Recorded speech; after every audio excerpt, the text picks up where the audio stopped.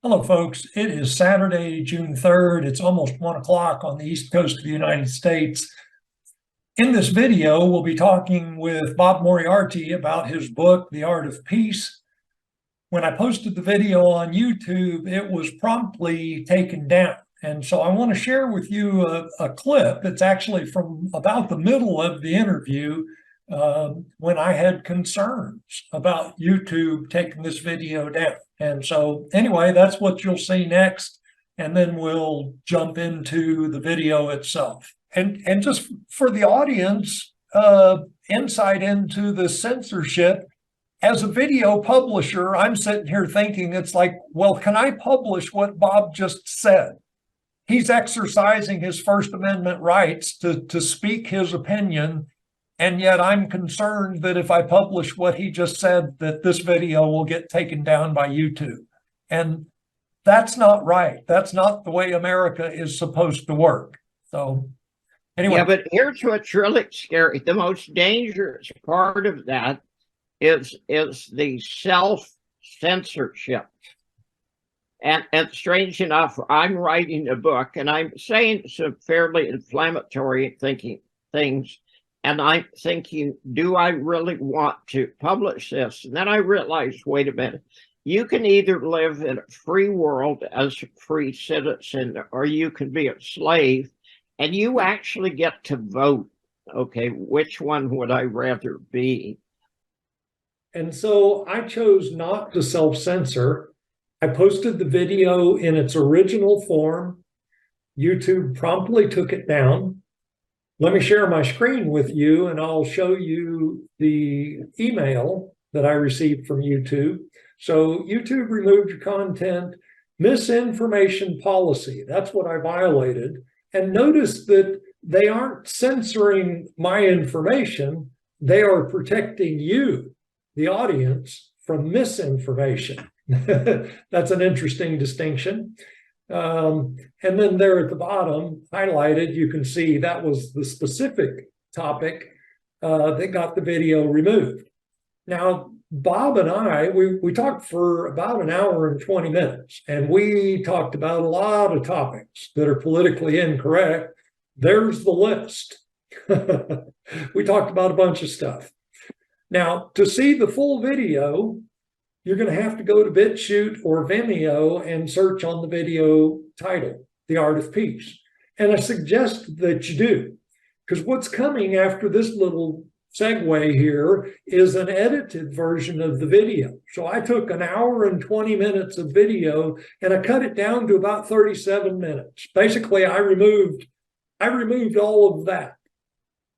Now, it's still a good video. It's Bob and I discussing specifically the book, no relevant events for today.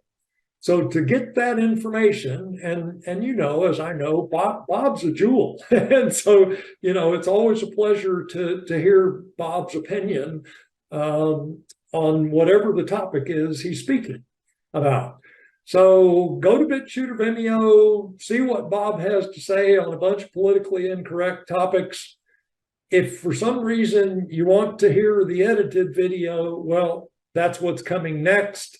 I don't think I shared in this email continued, and they explained that my channel received one strike because they had to take this video down.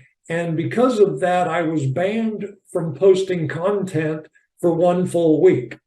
And so I'm not sure whether it's later today or tomorrow morning, but at some point I'll be able to post again on YouTube, and this will be the first video that you'll see. And so coming up is the edited version of the video. Talk to you soon, folks. Hello, folks, and welcome. My name is Brian Post. I have the privilege today of interviewing Bob Moriarty. We're going to talk specifically about his book, The Art of Peace. And Bob wrote this book in 2016, so it's relevant to current events today. And in the final chapter specifically, he talks about the forever wars. And again, obviously that's relevant today since we're currently involved in the latest forever war. So now Bob is a Vietnam veteran obviously qualified to talk about the art of peace. And he flew 832 combat missions, started in the F-4B, transitioned to the Cessna Bird Dog. And interesting, you know, when most people, we look at jets and we think, ooh, that's cool and everything. After reading the book, I believe that Bob saw more action. He had a close-up look at the Vietnam War from flying the Bird Dog instead of the fighter. And I'm sure Bob can enlighten us on that. Bob's written at least 8 books. I know sometimes you mention, I think 12, but if you go look at Amazon, you'll find at least 8 books that Bob has written. These 2 specifically, if you're interested in investing in the resource stocks, read these 2 books. You know, they're $6 and $1. So for $7, you can read these 2 books on resource stocks. If you can't afford $7, maybe you shouldn't be investing in resource stocks. Bob's a little bit of a troublemaker, I think. That's my impression. Here he is flying underneath the Eiffel Tower. So, you know, I think Bob's one of those people, he likes to color outside of the lines. If you're interested in finding his work, go to 321gold.com and 321energy.com. He curates articles from other authors, and then he shares his own work on those sites. This is just a flashback for you, Bob. I think this is where it started for you. There's Marine Corps Recruit Depot. Obviously, this is San Diego Harbor. I don't know if you're aware, on the ocean side of Point Loma, there was a 16-inch gun emplacement. There's actually a number of gun batteries on the ocean side here of the peninsula. The 16-inch gun is fun. The first time they test fired it, they only put a half load in, and it shattered windows for 3 miles away. And so that's one of the events that you talk about in your book is the being able to direct fire from the New Jersey and its 16-inch guns. And so we'll probably talk about that. Let me stop sharing here. And so, hi, Bob. Thanks for coming on. Hi there. Thanks for coming on with me today. How are you doing? Yeah, of course. How's facts? Hey, Max, come here. This is Bob's new dog, relatively recently. Max, come on. Come on. Come on. Adopted a dog. I haven't seen him yet. This is Come on. Up. Up. Come on. Do a trick. Max was downstairs sleeping. well, you know, eating chickens, isn't that a trick enough? Me chasing him down. Eating chickens wasn't quite as bad as the day that he chased the 3 sheep of the meanest guy in the village. Oh, great. Does that guy know that that's your dog? Well, luckily for me, there's about 10 black and white border collies in the village, so I just act very innocent. But frankly, I never knew sheep could run that fast. Oh, funny. Well, let's talk about the book. I've got a couple of questions. So you dedicated the book to a Staff Sergeant James F. Moriarty, Army Special Forces, died at age 27. Can you tell us, Bob, who is that?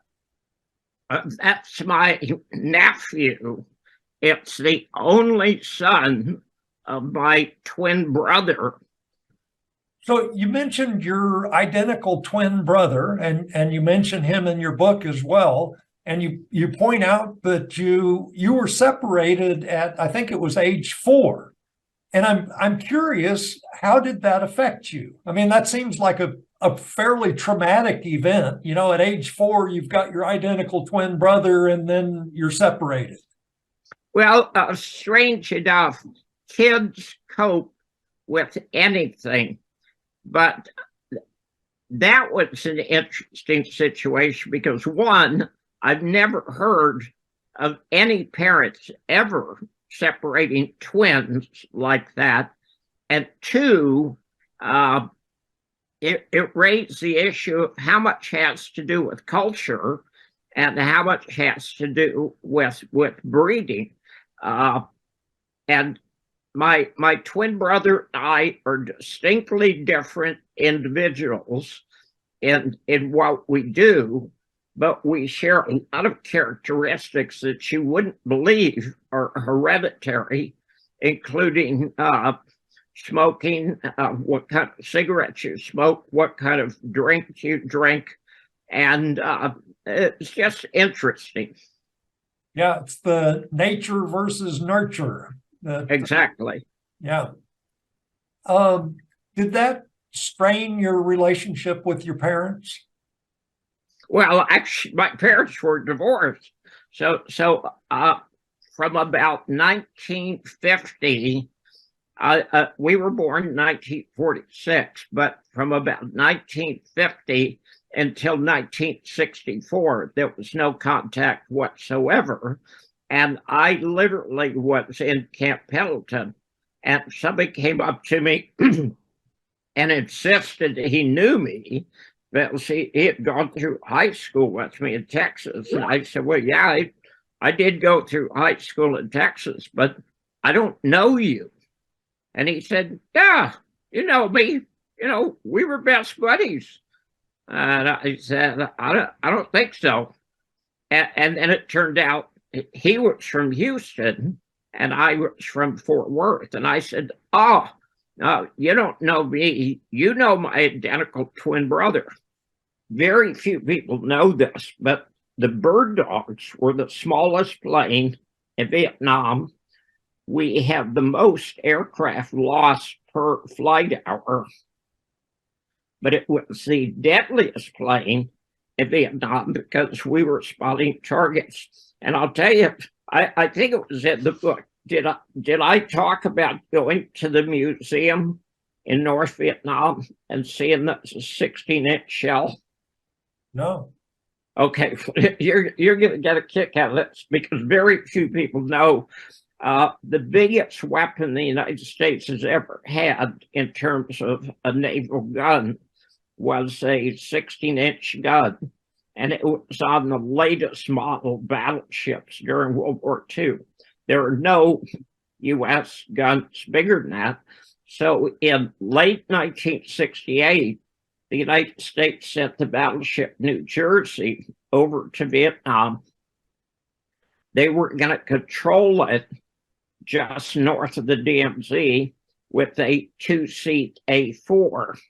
And winning wars has to do with psychology as much as anything else. So the North Vietnamese promptly shot up the A4, and we realized we couldn't operate an A4 in that area. So they sent up an OV-10 twin-engine high-wing Rockwell aircraft, and they shot it up. So they were kind of scratching their heads saying, you know, we got the biggest battleship in the world, and we're trying to attack North Vietnam. How do we do it without getting an airplane shot down? And somebody said, well, send up a Bird Dog. Okay, they're small and they're cheap and they're actually pretty hard to hit. So I controlled probably, I don't know, 15, 20, 25 missions of the battleship New Jersey. And if you were going to fire a mission, fire it for effect, you would fire 3 guns with 3 rounds. The rounds weighed 2,800 pounds apiece. They had a 22-kilometer range, and they were terribly inaccurate. However, when one of those rounds went off, it woke everybody up in a 5-mile area around there. So the shells were actually made in 1944, and we were still using them 24 years later. So I've been back to Vietnam twice, visiting mining projects, And I talked to the president of this one mining company. We were staying in Da Nang. And I said, I'd like to borrow your driver for a couple of days. And I'd like to drive out to Khe Sanh. And then I'd like to drive into what was North Vietnam. And they've got a museum just north of the DMZ. The North Vietnamese were living underground from 1965 until 1974. They had something like 180 babies had been born who had never seen the sun. So I go to this museum and I see the caves and I see the fortifications, and they had a pile of ammunition that hadn't exploded. They had bombs, they had napalms, and they had a 16-inch shell. And I thought, hey, look at that. Okay, they got a 16-inch shell, and the only thing that could have fired it was the battleship New Jersey. And I was thinking about telling them, hey, that 16-inch shell over there, I may have fired that. Then I thought about it, and I thought, that might be a really bad idea. Maybe I should keep my mouth shut. Funny. I've heard the 16-inch guns described as lobbing a VW bug 16 miles. So yeah, it's pretty incredible.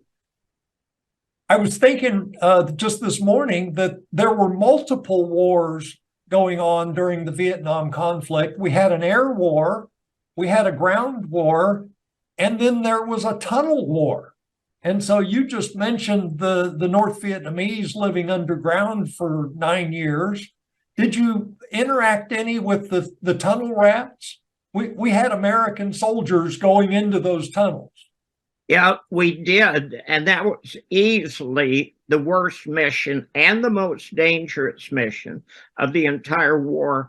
But that was down around Saigon. So the North Vietnamese were in tunnels and they were in caves north of the DMZ. But we didn't have tunnels effectively in Quang Tri in northern I Corps. Okay. Can you tell us, so the bird dog, it wasn't just a spotter. You weren't just controlling fire missions. You had some munitions that you could fire yourself. Nope. No? You had either 4 Willie Pete white phosphorus 2.75-inch rockets or 6 2.75-inch rockets. We did carry weapons in the aircraft up to and including an M60 machine gun, 30 caliber machine gun. We used to go trolling. If you're on the ground and an airplane flies over and he fires a bunch of rounds and they hit a quarter of a mile away, is he shooting at you? No. Maybe. You don't know. Oh, okay. Well, yeah, okay. So what do? Fire back. You shoot back. Okay. We take this M60 up there, have several boxes of ammunition. We'd shove it out the window. We flew with the windows open. I mean, it was an incredible aircraft. It was something out of World War I. And we would troll. Okay. We would go over an area where there were indications of the North Vietnamese, and there were no Viet Cong up there. It was all North Vietnamese soldiers as opposed to civilians or VC. And we'd find a hill or something that looked good, and we'd go over and we'd shoot it up. And we weren't shooting at anything. However, we could hear them shooting back. And shooting at me is a really bad idea. Nobody ever tried doing it twice. Yeah. Wild stuff. You mentioned the night scope. You referred to it as a starlight scope. when you got access to that technology, it was using the green. So you look through the eyepiece and you're seeing a green image. Do you have any background, or do you have any insight on the red technology? My understanding is the original night vision technology was in red, and it got to Vietnam and had some bad. The troops didn't have good experiences with the red night vision. Do you have any insight into that? Not really. I had never heard of that, and I'm not sure how much I went into the book because it was kind of interesting. The military has all these rules, and the rules don't necessarily make any sense. For us to get flight pay, we had to fly 4 hours a month, and we had to fly so many night hours every 6-month period. Well, the Bird Dog was not instrument equipped, and you couldn't fly IFR, and you wouldn't fly at night because you couldn't see anything. So somebody came out and said, now bear in mind, I'm in Quang Tri, I'm living in a hut, average temperature is 98 degrees with 115% humidity. I mean, it's miserable. Going out, getting shot at every day, and the ops officer comes up and says, you have to fly 6 hours nighttime or you're going to lose your flight pay. And I'm thinking, what? Okay, I'm going to lose my flight pay because I haven't flown 6 hours in an airplane that you can't fly at night. What am I missing? Okay, there's obviously something here. Now, I was young and stupid, and which everybody is. I guess I was 22 then. And I thought there's got to be some way that I can make life difficult for the North Vietnamese. And I knew they were carrying stuff across the mouth of the Vien Hai River, which was the separation between North Vietnam and South Vietnam, at night, because I could see tracks in the sand, literally. So if I operated off the coast, I couldn't possibly be in anybody's firing range because we fired a lot of H&I harassing and interdiction shells at night. So there's a lot of areas you couldn't fly at night. And they're saying, well, fly over the base for 6 hours. And I went, I don't think that makes any sense. So one of the guys in the back seat got his hands on a starlight scope, and these things were expensive. They were probably $50,000 a piece back then. They were early adopters, and we decided we'd go up and we'd fly right next to the DMZ and use the starlight scope. What we didn't realize was, of course, the airplane vibrates constantly, so you can't rest the starlight scope so you get a clear vision. So you're getting this thing like this. So the concept was good, but the execution wasn't quite as effective as we had hoped. So we decided, well, that isn't going to work. What should we do? And we said, well, we should bomb the hell out of the area anyway. So that's exactly what we did. We knew they were down there. So it was a big surprise to them. Now, as it turns out, they were right in the middle of a mini Tet, and they were bringing rockets down, and they were intending to attack the Dong Ha combat base the next day. So we totally disrupted their attack by accident. This was June 5th or June 6th of 1969. And of course, I had to have my hours by July 1st. Okay, so I'm up there strictly by accident.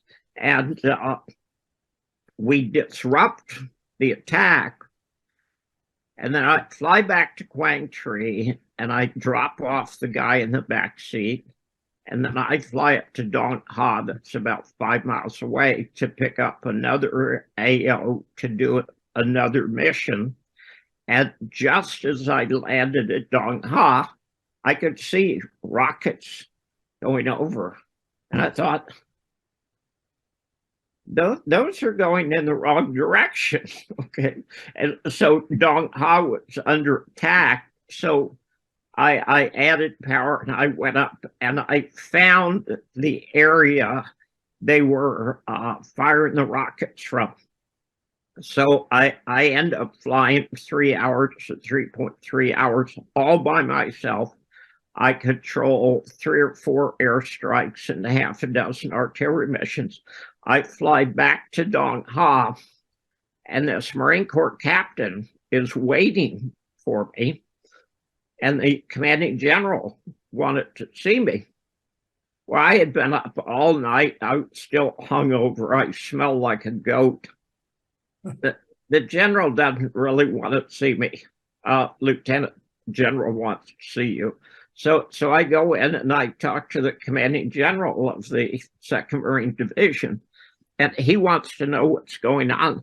And nobody had told him. I had been warning for a week or two that something was happening because I could see all these footprints in the sand. So they sent a battalion up and they attacked the remains. They wiped out an entire enemy battalion that day. Wow. You mentioned the DMZ, Bob, and one of the silly things about the Vietnam War is that we couldn't cross the DMZ. And not only could we not cross it, one of the things you mentioned in the book is that before we would do any bombing in North Vietnam, we'd notify them. We'd give them 24-hour notice that, hey, we're going to bomb you tomorrow. Can you talk about what games did you play along the DMZ to kind of work around those rules?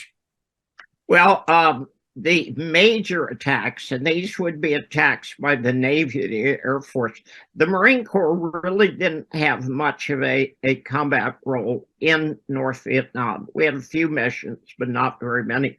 But for the major missions of the Air Force or the Navy, they would literally warn the North Vietnamese 24 hours in advance to remove civilians from the area. And of course, what that meant was everybody was locked and loaded and ready, and as soon as we showed up, they'd start shooting.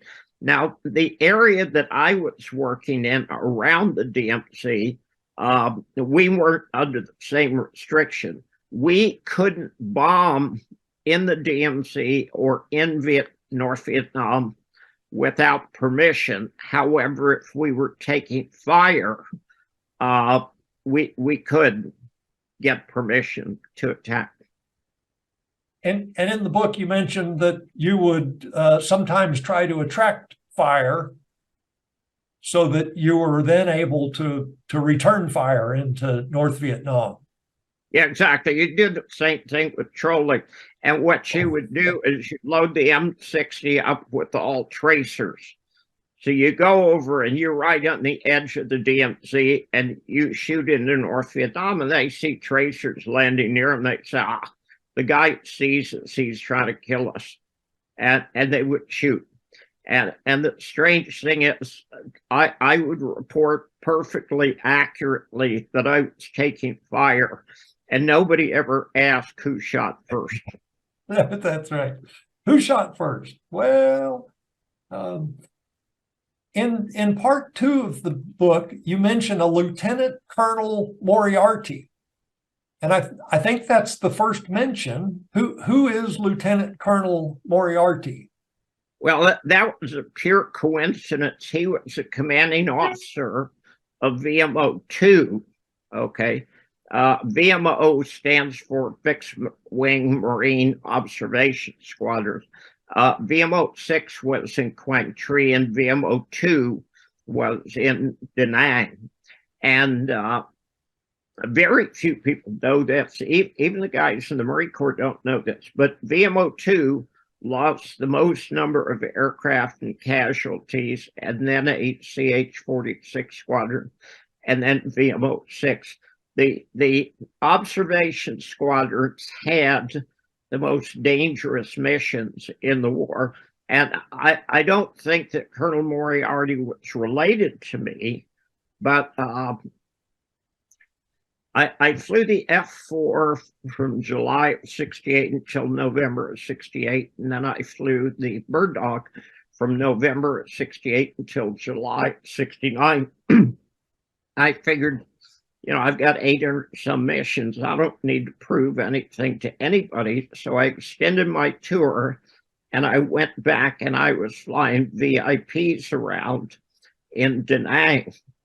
And somebody called me up and said, look, we need you to fly DC-3 C-117 on a night flare mission. I said, okay.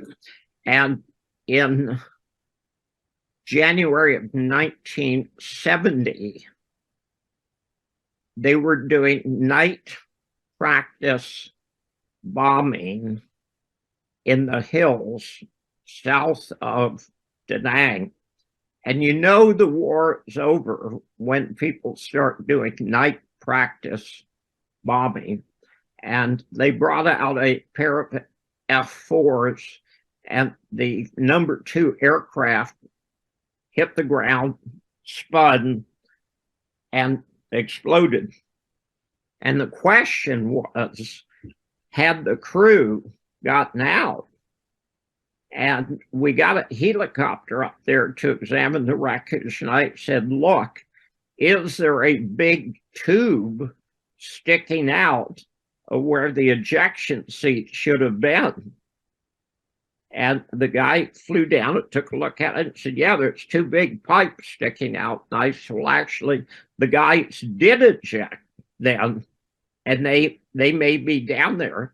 And he went down low level and he found them, and we managed to pull them out safely. But Colonel Moriarty was heading that mission, and Fred Smith of Federal Express was one of the OB-10 pilots on the mission.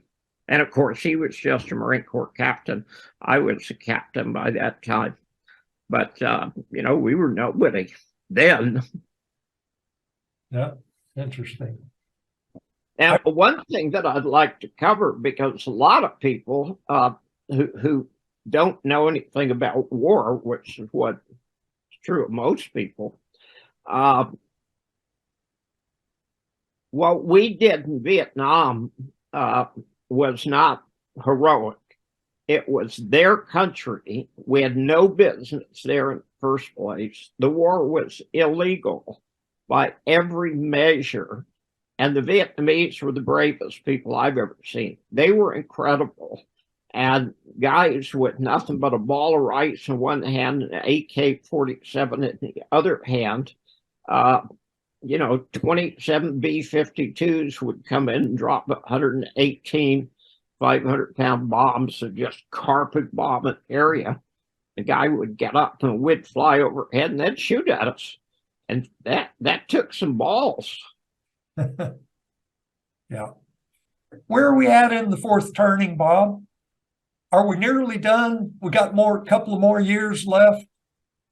Okay, the 4th turning is a book that everybody that's concerned about what's going on in the world today, not just the United States, should read. Okay, it was written by Howe and Strauss back in, I think, 1997. And they said there are 4 turnings. And the 4th turning is a crisis phase.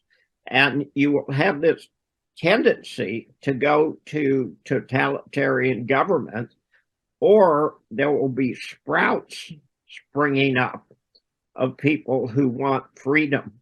And I'm starting to see people stand up and speak out and say things are wrong.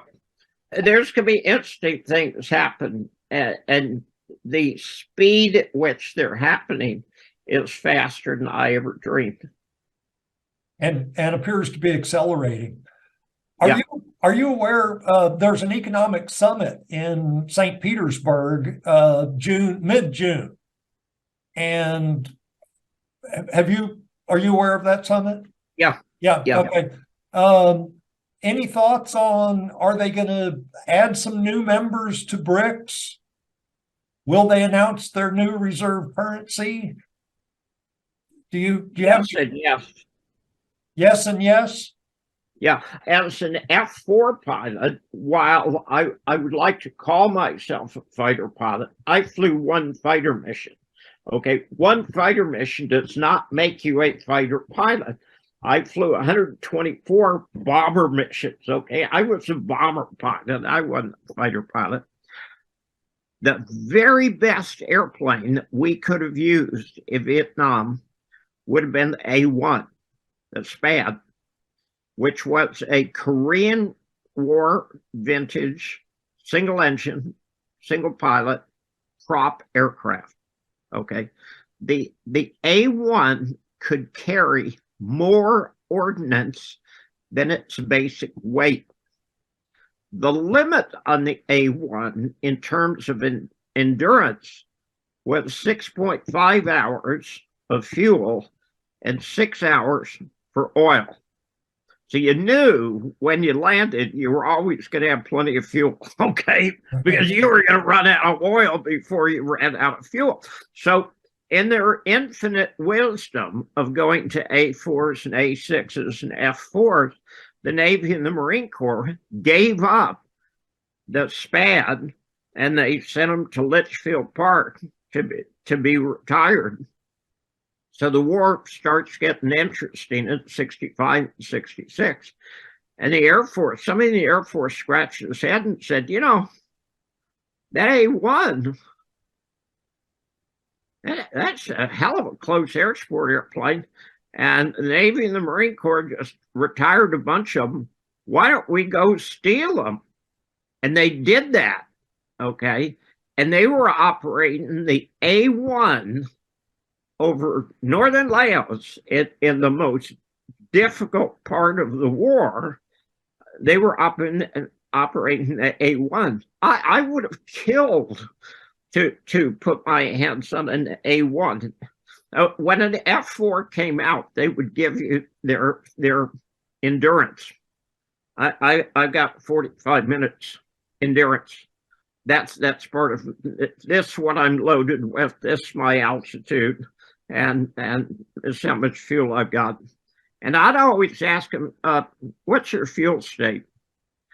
The F4 carried 18,000 pounds fuel. So if this guy said he had 15,000 pounds fuel, I knew that he had 30 or 40 minutes of endurance. If he's telling me he's got 10 minutes or 15 minutes endurance, I know he's lying to me. What do you do with an airplane that's got 6 hours range? I'll tell you what, okay, drop all your stuff and then orbit. Let me go back and get another airplane. I'll be back out here in 45 minutes. We'll do the same thing again. Great idea. Yeah. But we retired that plane for some reason. So we didn't retire. Okay.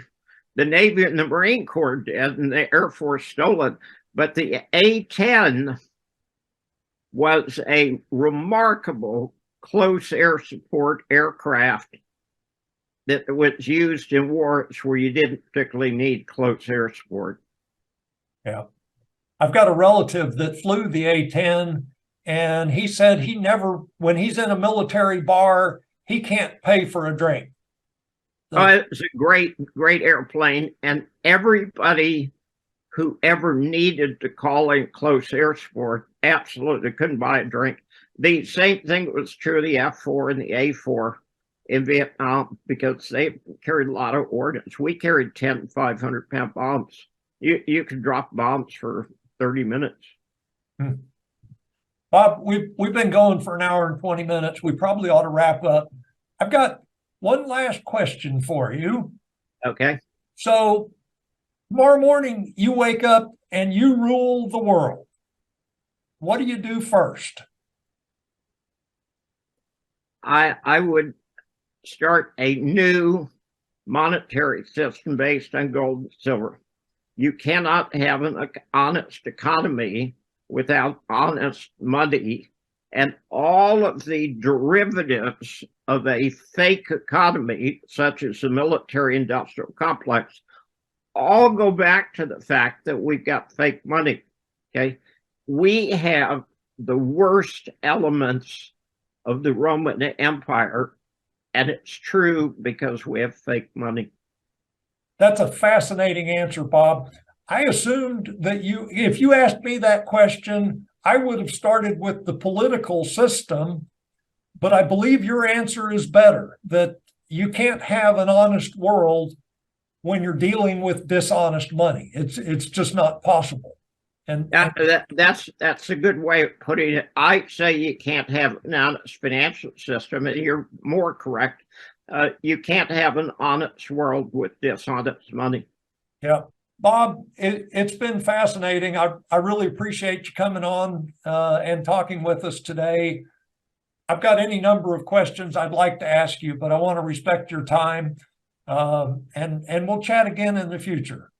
Okay, thanks. Have a good weekend. You too. All right, folks, we just heard it straight from Bob. We can't have an honest economy without honest money. And right now, we don't have honest money, far from it.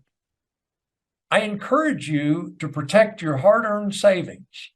You know, the money that you've worked your lifetime to accumulate, protect it with physical precious metals.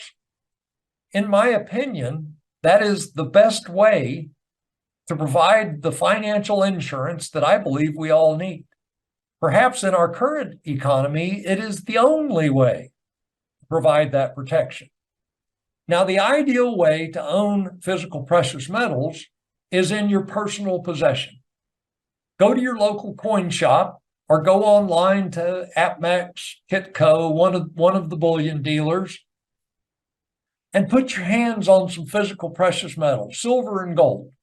After you have secured some physical silver and gold in your personal possession, you may want to protect your tax-advantaged retirement accounts. And you do that with a precious metals IRA. Now, I've researched most of the Gold IRA companies, and the best one I have found by far is Augusta Precious Metals. In the description below this video, you'll find a link to Augusta. If you reach out to them, they will provide you with an investor kit that describes in detail how you can invest in a Gold IRA. Now, the people at Augusta are not going to pressure you to make a decision. They will provide education, and if you decide that a precious metals IRA makes sense, they will help you get it set up. That's all I've got, folks. I encourage you to protect yourself with physical precious metals, and I'll talk to you in the next video.